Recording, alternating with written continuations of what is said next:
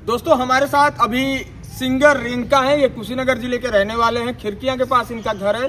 YouTube पे इन लोगों का video आता है, इनका पूरा टीम है। पिछली बार हम इनका एक नया गाना आया था, कौन सा गाना आया था? प्यार करे हथियार से। एक बार वो 2 लाइन सुनाएंगे क्या उस गाने का? सुनाइए ना।